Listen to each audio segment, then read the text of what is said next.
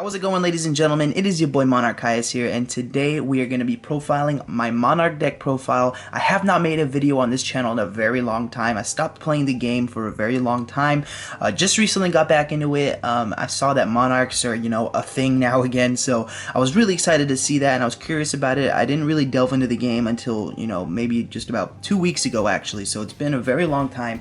I've only been playing for about 2 weeks, so it's kind of hard to get back into the flow of things, but I'm playing the game again, and it's a lot of fun, and I'm very excited to show you guys my current Monarch deck. It's not totally built yet. There's a couple of things that I want to change, a couple of things that I want to do. But the deck is very good nonetheless. I'm very excited to show you guys. Like I said, it's not completed all the way, but that's not a big deal. Also, in between the time that I've been gone, I have been working on another YouTube channel that has just a little bit over 3,000 subscribers, so I'll go ahead and leave a link to that in the description. It's a lot of gaming and real life stuff. I haven't uploaded in that channel in a 2 months, so I'm gonna get back into uploading on that channel again too. But right now we're going to go ahead and profile this deck, so let's go ahead and jump right on into it. I run triple Ehther, not really a shock there. Everybody runs 3 of this. It's a very good card. It sets up a lot of plays. It can disturb or mess up your opponent's plays on their turn, which is a very good thing. So I love this card a lot. It's very good for controlling what your opponent is doing, and it gets you a monster, lets you special summon, and then at the end phase you get that card to your hand. So a lot of times I use this just to get like an Erebus onto the field so that it pops back into my hand, so I have it in my hand. So that's a very good thing. A lot of people prefer Ehther over Erebus, but I actually like Erebus a little bit better than Ehther. That's just because of the amount of control that Erebus can give you. The fact that you can mess with your opponent's graveyard, field, or hand, especially late game if somebody's top decking and you're not sure what they just top deck and you want to make sure that it's nothing crazy. You get Erebus out there and you know that you're not going to have to worry about it. Or if they have that one card in their grave that they're depending on, you can spin that back into the deck, and obviously you can control the field real well with it too. So I really do love Erebus. It's such a great card. And then his grave effect is, if you have him in the graveyard, it recycles a lot of your Monarchs, which is a very good thing. So definitely love Erebus. Like him a little bit more than, hold up, I'm going to go ahead and sit down. I'm standing up right now. But, so next, I'll play one Thestalos. I've been going back and forth between Thestalos and Caius the Mega Monarch, but right now I'm really liking Thestalos. Alright, the Dodgers win. That's a good thing.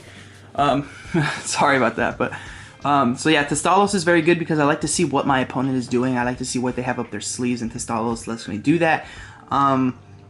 It's back and forth because Thestalos is good, but at the same time, Caius the Mega Monarch is just so good too. But right now we're just gonna play with Thestalos. Like I said, I like being able to know what my opponent is doing, what my opponent is thinking, and he lets me do that.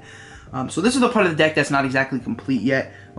Well, these 4 cards right here. I played 2 Majesty's Fiend. This card is so good. If you're playing Cosmos, and you get this card out first turn, especially with a March of the Monarchs or something like that, and they don't have a response to this card, you win the game. It's game over from there. You summon Majesty's Fiend. If you have a March, it's even better, but a lot of times if you just get this card out by itself, it's good enough. You summon that, activate March, and maybe have one, like a Solemn Scolding, something like that. You win the game immediately. It's game over. They cannot do anything. I play this card, and people will scoop right away. It's just they can't do anything. I play 1 Vanity's Fiend. This is gonna get bumped up to 2. The only reason it's at 1 right now is because I don't have the second copy. I ordered it and it just has not gotten to my house yet, which is kind of a bummer. But getting Majesty, I like Majesty's Fiend a little bit better than Vanity's Fiend just because it's all monster effects. That means even normal summon, so many normal summons and they can't do shit. Vanity's Fiend is still good though because it'll lock some decks out and stuff like that. Very good card. Both of them, it's just a real control build. You know what I mean? I don't want you to be able to do anything. And that's what Vanity's Fiend and Majesty's Fiend allow me to do. I play, obviously, the triple of the Squires. We play triple Edea and triple Eidos.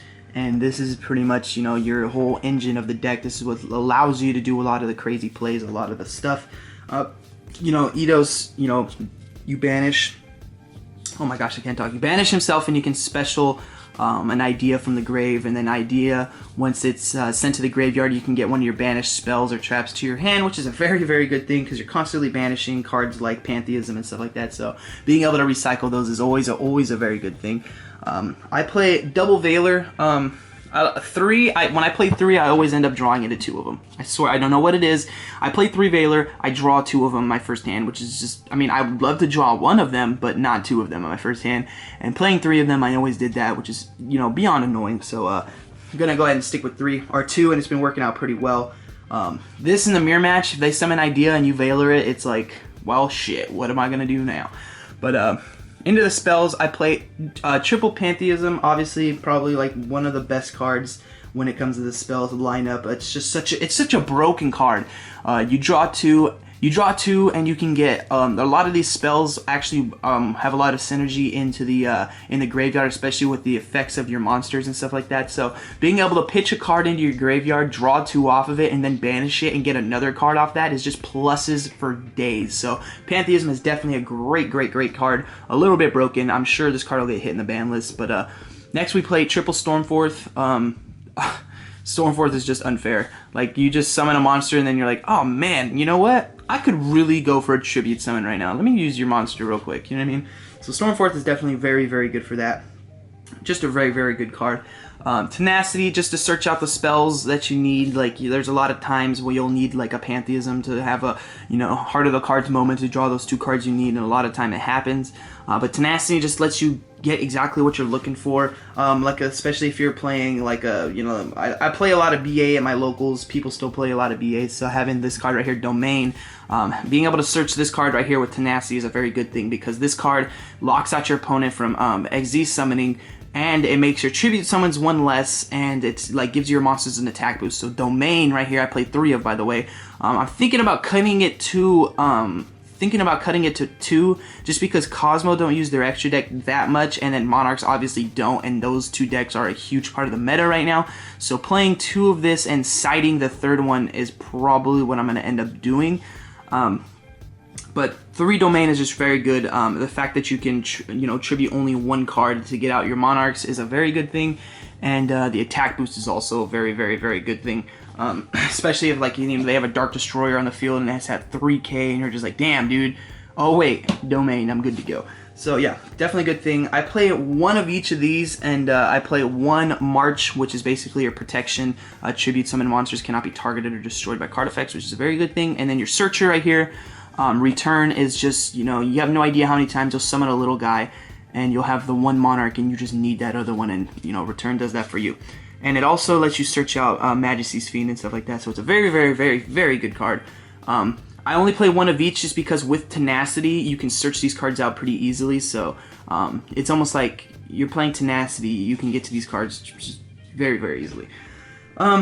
Next, I play double Twin Twisters in the main deck. I know a lot of people only just side these cards out, but I don't like back row. I'm not a fan of back row at all. I always get very like, you know, ooh, what is that card right there? What's that? What are you trying to do to me? So Twin Twisters just gives me a little bit of reassurance that I'm not going to get, you know, some crazy card, you know, blown up in my face. So Twin Twisters in the main deck. I don't have any problems with it at all. Next for the 1-ofs, I play 1 1-for-1 and then 1 reinforcements to the army. 1-for-1 just lets you get off some crazy good plays. It allows you to do such cool things where you pitch a monster, you special summon another one, tribute both of them, and you still got a normal summon, so you can get your Eidos. If you have an Eidos in your hand, you can summon it and get a Majesty's Fiend, so you get a Monarch and a Majesty's Fiend on the same on the field at the same time, which is, you know, very good because that Monarch just turns into a legit beat stick. And then reinforcements is legitimately just for Edea. You want to get that card in your hand as much as possible because it just starts off so many of your plays. So having the reinforcements is just kind of like playing for Edea. So, you know, very good thing to keep up the consistency like that. And then for the traps, we play 2 prime.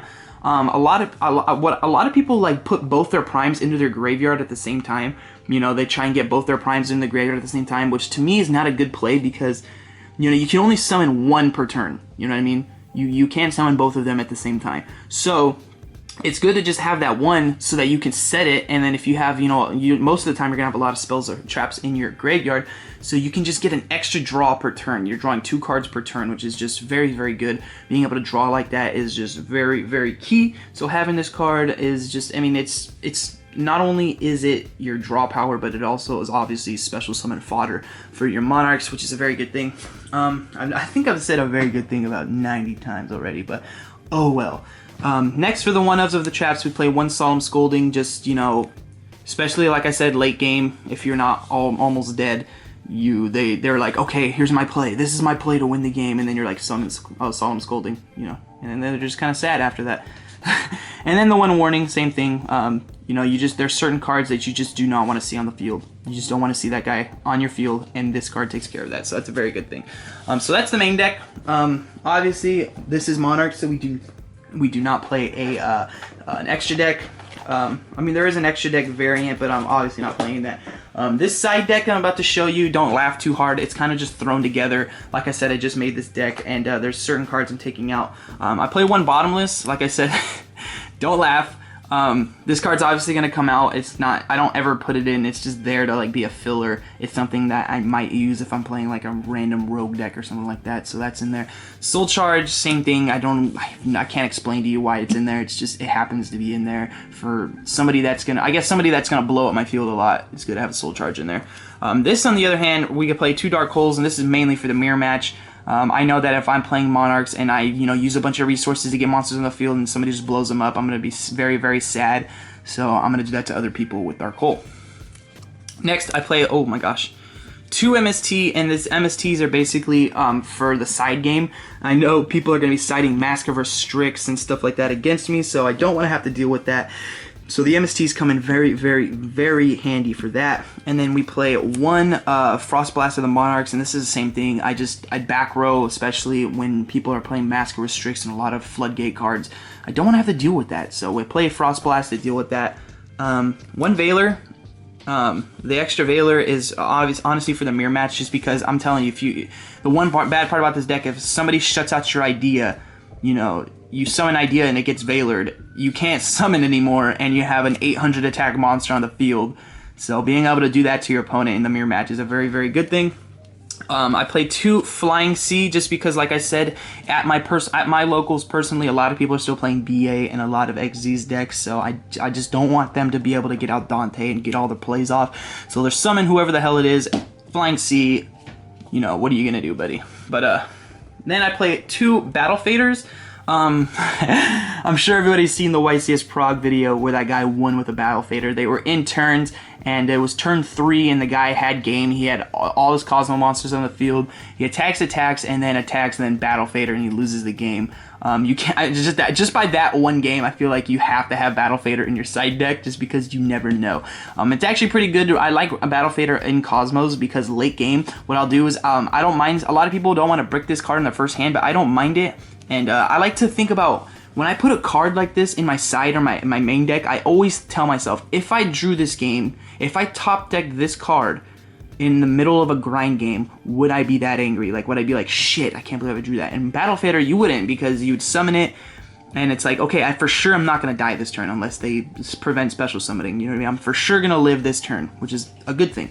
And then, obviously, if you summon it on their turn by ending the battle phase, then you have tribute fodder on the field ready to go. So Battle Fader is a very good thing. I've actually thought about putting it in the main deck, but then at the same time, it just kind of slows things down a little bit. So next we play double Maxx Cs.